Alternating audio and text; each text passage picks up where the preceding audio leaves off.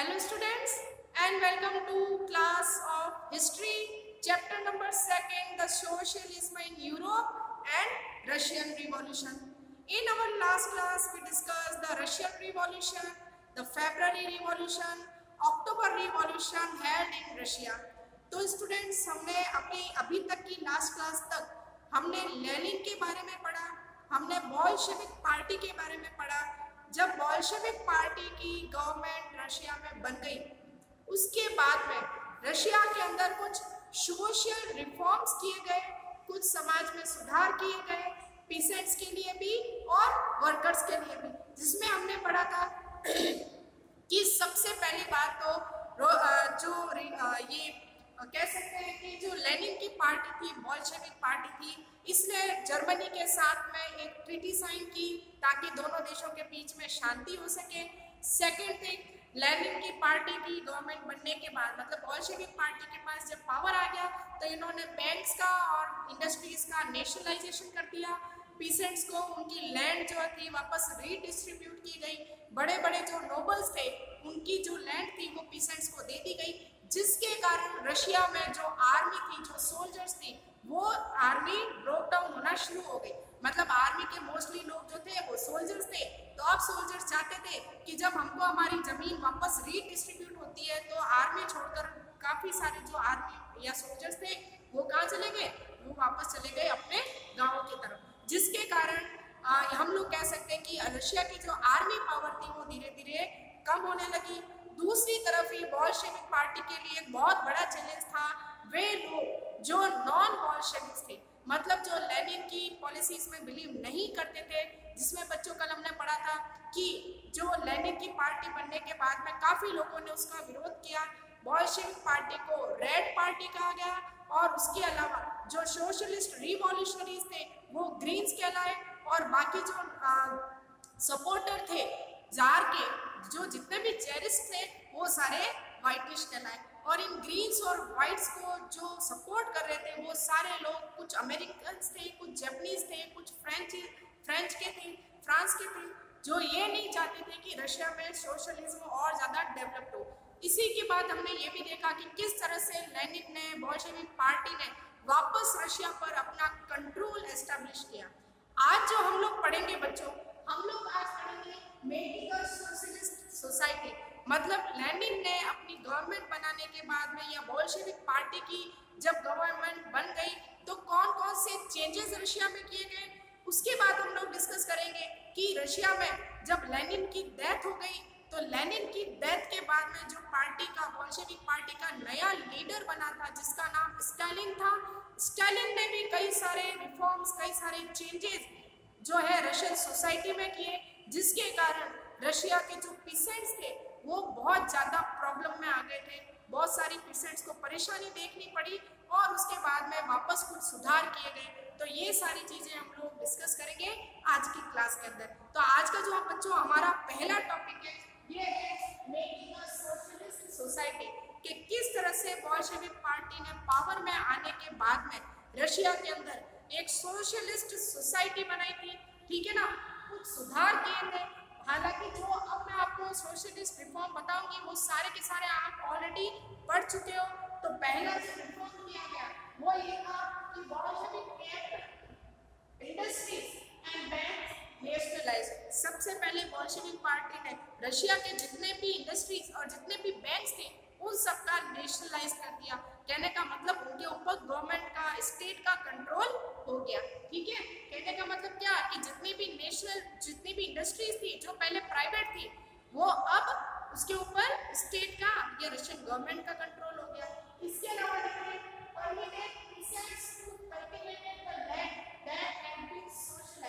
इसके अलावा रशिया में जिस जमीन का सोशलाइज्ड जो थी वो जो सोशलाइज्ड हो चुकी थी उसके ऊपर पीसेंट्स को खेती करने की जो है कल्टीवेशन करने की परमिशन मिल गई। ठीक है, तीसरी चीज the centralised planning was introduced, the target was fixed for 5 years। आपको ये चीज ध्यान रखनी है कि रशिया पहला दुनिया का ऐसा देश है जिसने प्लानिंग, इकोनॉमिक डेवलपमेंट के लिए प्लानिंग करना शुरू किया और इसके लिए रशिया ने 5 year प्लान्स साल के लिए टारगेट फिक्स किए गए कि आगे आने वाले 5 सालों में मतलब जितने भी जो भी टारगेट्स हैं वो पहले से ही सोच लिए गए थे कि रशियन गवर्नमेंट नेक्स्ट 5 इयर्स में क्या क्या काम करने वाली है। तो आपको ये भी बता दें बच्चों कि रशिया का जो ये 5 ईयर प्लानिंग का सिस्टम जो है, इकोनॉमिक प्लानिंग का सिस्टम, इंडिया भी इसी प्लानिंग सिस्टम को अपनाता है। हमारी सरकार भी, हमारे देश के अंदर भी हर 5 साल के लिए कुछ टारगेट फिक्स किए जाते हैं। उसी टारगेट को ध्यान में रखते हुए गवर्नमेंट प्लानिंग को रेगुलेट करती है। तो कहने का मतलब पहले प्लान बनाए जाते हैं 5 साल के, उसके बाद में कंट्री में डेवलपमेंट स्टार्ट किया जाता है, या हमारी कंट्री का जो डेवलपमेंट है वो इसी 5 ईयर प्लान के कारण आगे बढ़ा है। तो रशिया के अंदर सेंट्रलाइज प्लानिंग शुरू की गई। सेंट्रलाइज प्लानिंग का मतलब बच्चों पूरी रशिया के लिए एक साथ कई सारे प्लान ऑपरेट किए गए, ठीक है। इसके अलावा देखें तो देखेंगे number 4, the government fix prices to promote industrial growth during the first two plan 1927 to 1932 and 1933 से 1938। इसके अलावा फोर्थ जो रिफॉर्म था सोशल रिफॉर्म, उसमें गवर्नमेंट ने सारी चीज़ों की प्राइस जो है वो फिक्स कर दी है। मतलब रशिया में मिलने वाली एक एक चीज़ जो थी उसकी प्राइस गवर्नमेंट फिक्स करती थी ताकि इंडस्ट्रियल ग्रोथ की जा सके। अब इंडस्ट्रियल ग्रोथ का मतलब क्या, तो देखिए बच्चों हमारी कंट्री के अंदर अगर आप ये चीज़ देखें कि जैसे मान लीजिए हम फैक्ट्री का कोई इंडस्ट्रियल प्रोडक्ट खरीद रहे हैं तो आप देखते हैं कि उसके पैकेट के ऊपर, उस रेफर के ऊपर कुछ प्राइस रेट लिखी हुई होती है। कहने का मतलब क्या, आप लोग देखते हैं कि आप जो चीज़ें लाते हैं, जैसे सिंपल सा देखिए आप चिप्स का पैकेट लाते हैं, आप बिस्किट का पैकेट लाते हैं, उसके ऊपर 10 रुपीज़ MRP है, ठीक है। इसका मतलब ये है कि पूरी इंडिया में आप कहीं पर भी चले जाएंगे वो बिस्किट, वो रेफर आपको उसी प्राइस रेट में मिलेगा। तो ये जो रेट फिक्स करने का काम है ये कौन करता है, गवर्नमेंट करती है। क्यों करती है, ताकि कोई भी कंपनी, कोई इंडस्ट्री या कोई बिजनेस पर्सन जरूरत से ज़्यादा प्रॉफिट नहीं कमा सके, कहने का मतलब जनता को नहीं लूट सके। अब फॉर एग्जांपल देख लीजिए बच्चों, जैसे हम लोग सब्जी लाते हैं, हम अनाज लाते हैं, हम दूध लाते हैं, ये सारी चीज़ें खुली आती हैं। तो आप देखेंगे कि कहीं पर जो मिल्क है या कहीं पर जो दूध है वो 30 रुपीज़ पर केजी मिल रहा है, कहीं पर आपको 25 रुपीज़ पर केजी में मिल जाएगा, कहीं पर आपको 50 रुपीज़ केजी में मिलेगा। तो ऐसा क्यों है, क्योंकि हर कोई अपनी मन मर्जी से वहाँ पर भाव तोल करता है। तो ऐसा नहीं हो, लोगों को जो है ये इंडस्ट्रियलिस्ट नहीं लूट सके, इसके लिए प्राइस रेट फिक्स कर दी। और ऐसा कब किया गया, जब रशिया के अंदर फर्स्ट और सेकेंड 5 ईयर प्लान बनाए गए थे। रशिया का फर्स्ट 5 ईयर प्लान जो था वो बना था 1927 से 1932 तक, मतलब 5 सालों के लिए।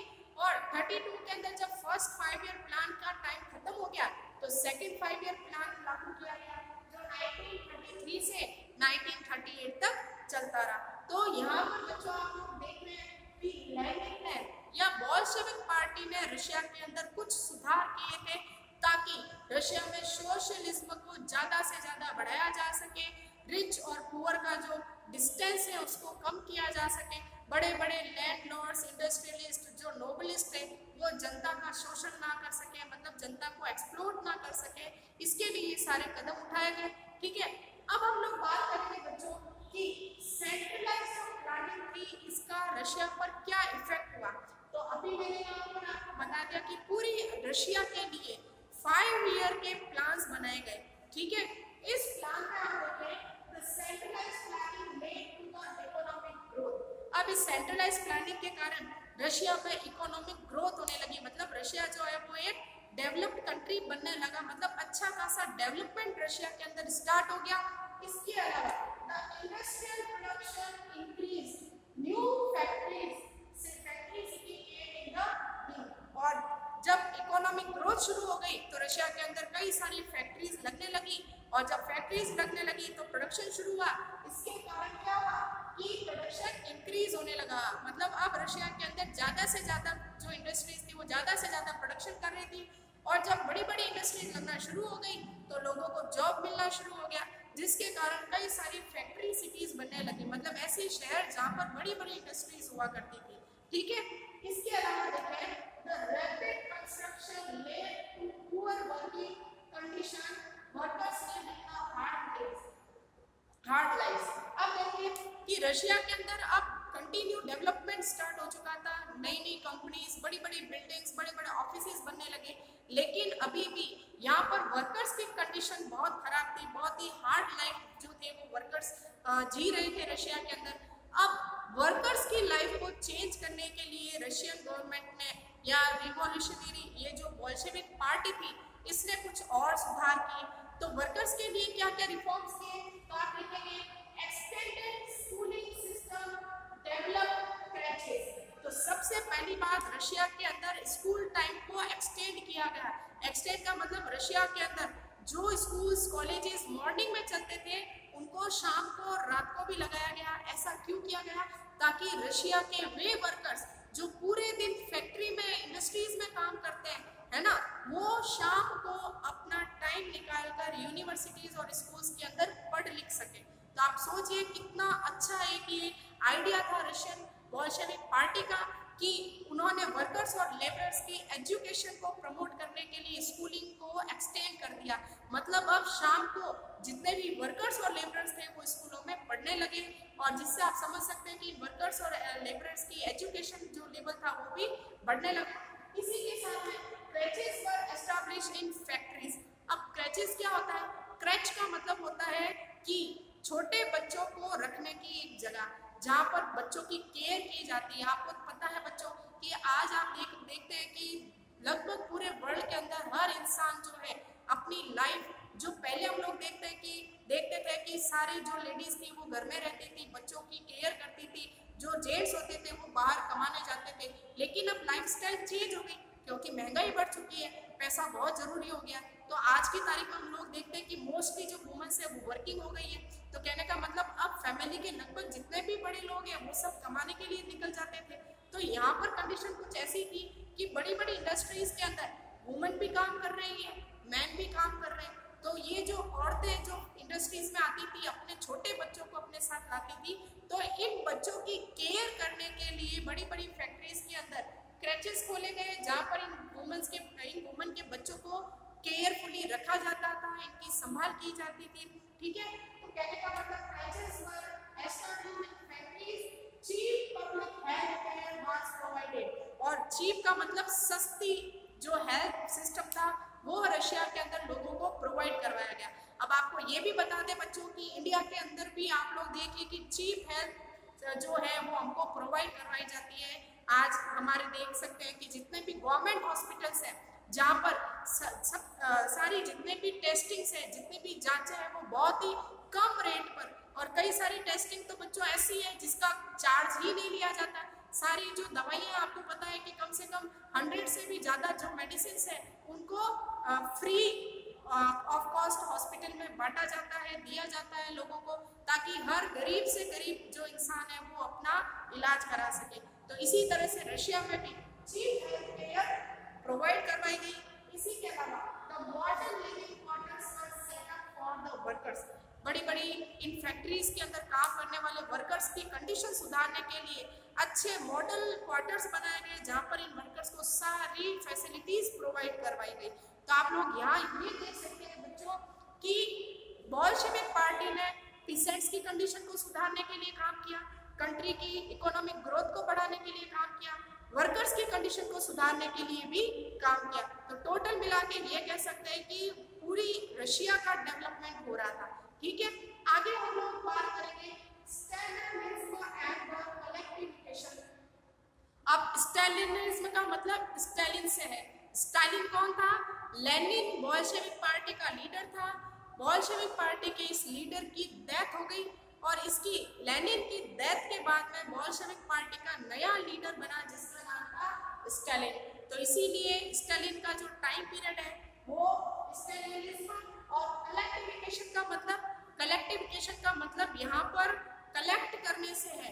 अब ये क्या था वो हम लोग आगे पढ़ेंगे, क्योंकि यहाँ पर हम लोग देखेंगे कि लेनिन के पार्टी का लीडर बनने के बाद में उसने ये चीज देखी कि रशिया के जितने भी रिच पीसेंट्स हैं वो लोग ग्रेन का या जो हार्वेस्ट होता है, जो प्रोडक्शन होता है, जो अनाज पैदा होता है उसको वो लोग अपने बड़े बड़े स्टोर हाउस में स्टोर करके रखते हैं, जिसके कारण रशिया के अंदर अनाज की कमी हो जाती है, फूड ग्रेन्स की स्कैर्सिटी हो जाती है, और जब अनाज की कमी होती है तो जो सामान है, जो चीज़ें, उनकी प्राइस रेट बढ़ने लगती है, और जब कीमत बढ़ती है तब ये बड़े बड़े जो रिच पीसेंट्स हैं वो अपने स्टोर में से सामान को निकालकर मार्केट में बेचना शुरू करते हैं।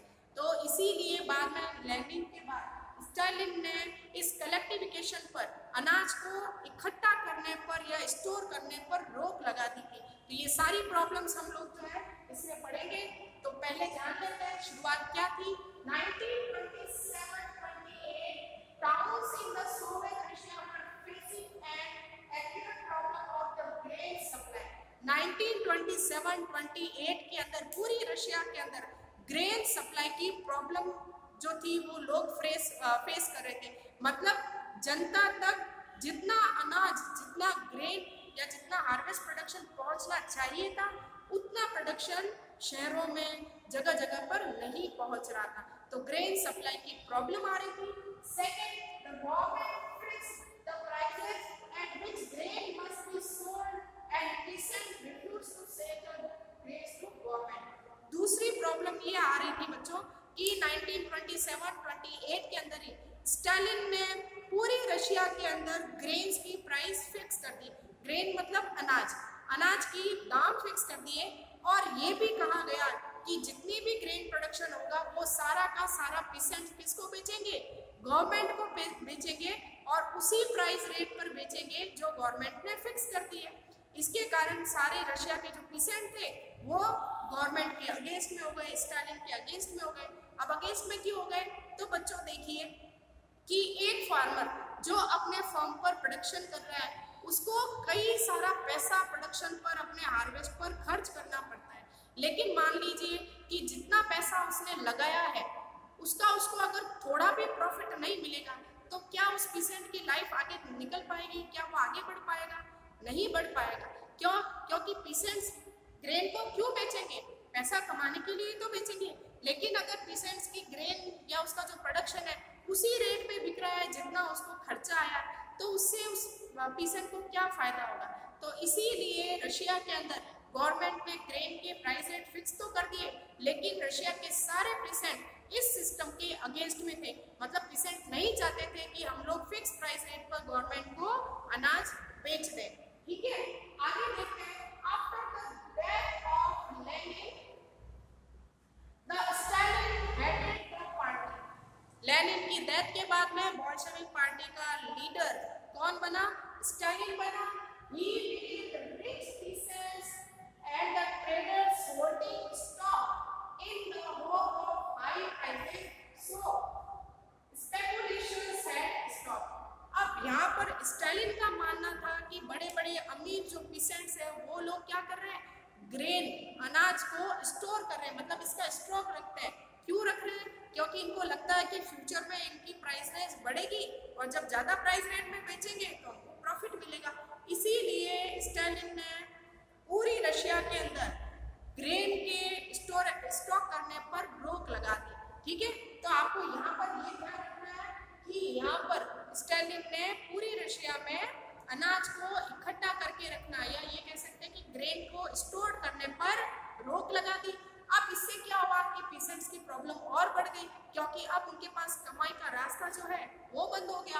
आगे देखते हैं कि 1928 the well to do peasants were named as the कुल्स, और ये हो गया आपका इम्पोर्टेंट क्वेश्चन। ठीक है, कुल्स क्या थे? कई बार पूछा गया है बच्चों एग्जाम के अंदर, आपको ध्यान में रखना है। रशिया के वेल-टू-डू पीसेंट्स मतलब रिच पीसेंट्स, जिनके पास सारी सुविधाएं थी, उनको कुल्स कहा गया। इनकी जमीन को कल्कोस कहा गया। ये दो चीजें आप लोग ध्यान में रखेंगे। ठीक है, as the shortage of the grain continued, decision was taken of the collective farms। अब देखिए रशिया के अंदर 1928 के बाद से कंटिन्यू कह सकते हैं कि जो ग्रेन था उसकी शॉर्टेज हो रही थी, अनाज की शॉर्टेज सिटी के अंदर बढ़ती जा रही थी। इसीलिए लेनिन ने एक नया ऑर्डर निकाला, और नए ऑर्डर में उसने ये कहा कि 1917 के टाइम पीरियड में जब निकोलस II को हटा दिया गया था, और उस समय जब लैंड रिफॉर्म किए गए थे तो पीसेंट के बीच में नोबल्स की जमीन को बांटा गया था। और ये बात बच्चों हम लोग पढ़ चुके हैं कि बड़े बड़े जो नोबल्स थे उनकी जमीन को पीसेंट्स के बीच में बांट दिया गया। तो लेनिन का मानना था कि जितने भी पीसेंट्स हैं उनके पास में छोटे छोटे फॉर्म्स हैं, मतलब छोटी छोटी जमीन है, तो जब जमीन छोटी होगी तो प्रोडक्शन भी थोड़ा होगा। इसीलिए स्टालिन ने ये ऑर्डर दिया कि रशिया के अंदर अब से कलेक्टिव फार्मिंग की जाएगी। कलेक्टिव फार्मिंग का मतलब जितने भी किसान हैं आसपास के सारे खेतों को या अपनी जितने भी अपने अपने फार्म से उसको एक कर देंगे और जिससे क्या होगा, एक बहुत बड़ा फॉर्म बन जाएगा और फिर उसके ऊपर कलेक्टिव फार्मिंग की जाए। मतलब सारे किसान जिनकी जमीन उन्होंने आपस में मिला ली है उस जमीन पर वे किसान क्या करेंगे, फार्मिंग करेंगे। और जब बड़े जमीन पर फार्मिंग होगी तो प्रोडक्शन भी ज्यादा होगा, ऐसा मानना था स्टालिन का। इसीलिए स्टालिन ने कलेक्टिव फार्म्स बनाने के ऑर्डर दे दिए।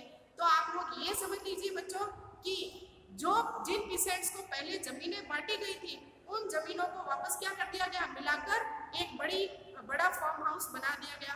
और जितने भी पीसेंट थे जिनकी जमीनों को मिलाया गया था उनके ऊपर वो सभी मिलकर फार्मिंग करते थे, ताकि बड़ी जमीन होगी तो ज्यादा से ज्यादा प्रोडक्शन हो सकेगा।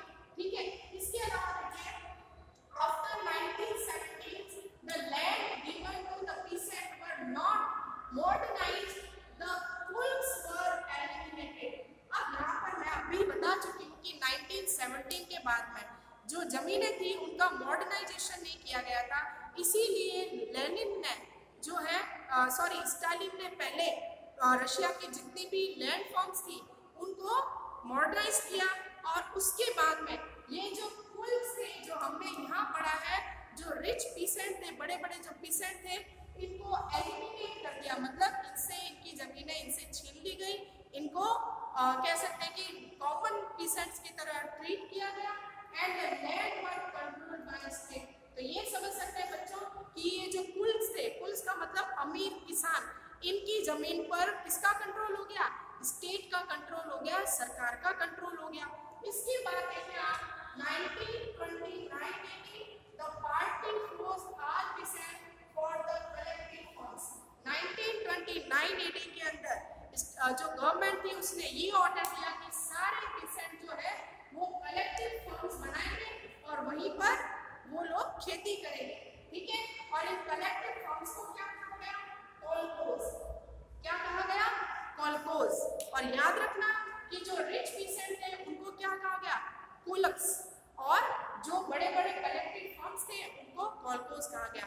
तो इस तरह से स्टालिन ने नया ऑर्डर निकाला, सारे जितने भी पीसेंट्स के पास में जो छोटे छोटे फर्म्स थे उनको कलेक्टिव कर दिया गया, मिला दिया गया, और जो बड़े फर्म्स बने उसको क्या कहा गया, कॉलकोज कहा गया। कलेक्टिव फर्म्स को क्या कहा गया, कॉलकोज कहा गया। Peasants work on the land and profit was shared. अब क्या सिस्टम किया गया बच्चों कि बड़े बड़े खेतों के अंदर जो ये पीसेंट प्रोडक्शन करते थे तो उसको बेचने के बाद जो प्रॉफिट आता था उसको ये पीसेंट आपस में बराबर बांट लिया करते थे। लेकिन इससे पीसेंट्स की कंडीशन और ज़्यादा खराब हो गई, ना तो प्रोडक्शन बढ़ा और ना ही पीसेंट्स की कंडीशन में सुधार हुआ। इसी कारण जो पीसेंट गुस्से में थे और इसी कारण पीसेंट्स ने अपने लाइफ स्टॉक्स को जलाना शुरू कर दिया। और ऐसा कहते हैं कि रशिया के अंदर 1929 तक लाइव स्टॉक जो था वो आधे से भी कम रह गया। ठीक है, लाइव स्टॉक का मतलब जो है बच्चों यहाँ पर पहले जो किसान थे, आप लोग देखते हैं इंडिया के अंदर भी जो फार्मर्स हैं वो अपने लैंड फॉर्म के अलावा मतलब खेत के अलावा भी जानवर पालते हैं। ठीक है, ताकि उनका जो दूसरी नीड्स है वो पूरी हो जाए। ठीक है, तो यहाँ पर लाइव स्टॉक्स को बर्बाद कर दिया। तो आप लोग देखेंगे कि anger pheasant resisted the authorities and destroyed the live stocks. अब यहाँ पर पीसेंट नाराज हो रहे हैं स्टालिन से, क्यों? क्योंकि उसने कलेक्टिव फॉर्म्स बनाने का ऑर्डर निकाल दिया और सारे किसानों को, सारे पीसेंट जो है उनको ये ऑर्डर दिया गया कि सब मिलकर एक ही जमीन पर एक बड़े फॉर्म पर काम करेंगे और जो प्रॉफिट आएगा उसको आपस में बांट लेंगे। लेकिन इससे पीसेंट्स की जमीन और जो कंडीशन थी वो और खराब हो गई। इसी कारण जो पीसेंट थे उन्होंने अथॉरिटी को रेसिस्ट किया, मतलब सरकार का कहना मानना बंद कर दिया, अपने लाइफ स्टॉक्स को उन्होंने बर्बाद कर दिया।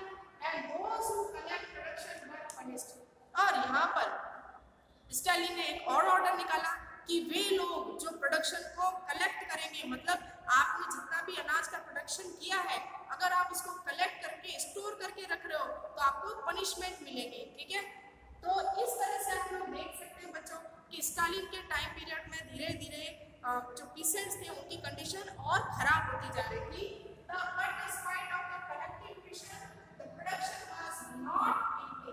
लेकिन स्टालिन का ये जो आइडिया था ये फेल हो गया।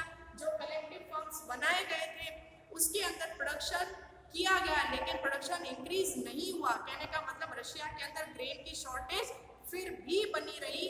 इसीलिए देखें bad harvest in 1930-1933 4 million people were died. और यहीं पर कह सकते हैं कि 1930 और 1933 के बीच में रशिया के अंदर हार्वेस्ट हुआ ही नहीं, बहुत कम प्रोडक्शन हुआ, जिसके कारण 4 मिलियन लोग जो है वो अनाज की कमी के कारण मर गए, ठीक है।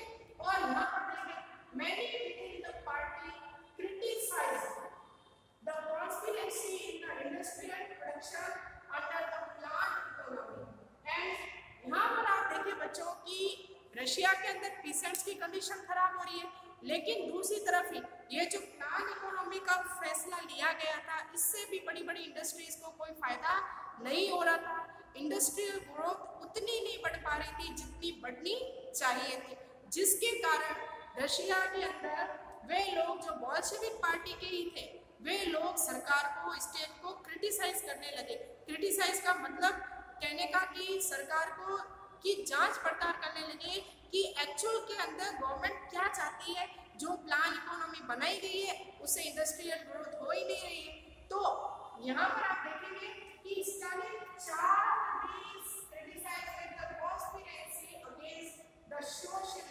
स्टालिन ने ये कहा कि जो कोई भी क्रिटिसाइज करेगा पार्टी को, सरकार को क्रिटिसाइज करेगा, उसको पनिशमेंट दी जाएगी।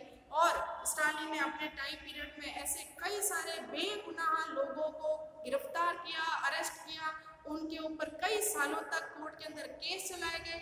बहुत ही कह सकते हैं कि इन लोगों को टॉर्चर किया गया सिर्फ इसीलिए क्योंकि वो स्टालिन की गवर्नमेंट को क्रिटिसाइज कर रहे थे, और बाद में इनको पनिशमेंट दी गई। कई सारे लोग तो डर के मारे झूठ बोलने लगे कि हाँ जो काम हमने किया ही नहीं उसी को वो लोग एक्सेप्ट करने लगे।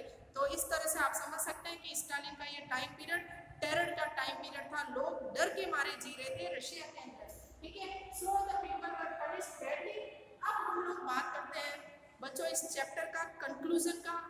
रशियन रिवॉल्यूशन से पूरे वर्ल्ड को क्या कह सकते हैं कि सीखने को मिला, या ग्लोबल इम्पैक्ट क्या था रशिया का या इस रशियन रिवॉल्यूशन का।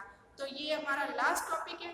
तो पहली बात तो बच्चों ये समझिए कि जिस तरह से हमने देखा कि फ्रेंच रिवॉल्यूशन का इंडिया जो है पूरे वर्ल्ड को ये इंस्पिरेशन मिला कि फर्टिनिटी, इक्वालिटी और ब्रदरहुड, या ये हम कह सकते हैं कि लिबर्टी, ये 3 चीजें गिफ्ट थी रशियन फ्रेंच रिवॉल्यूशन की पूरी दुनिया के लिए। क्योंकि फ्रेंच रिवॉल्यूशन के बाद में इक्वालिटी, लिबर्टी का आइडिया जो था दुनिया में बाकी सारे जो डेमोक्रेटिक कंट्रीज थी उन्होंने अपनाना शुरू किया, ठीक है।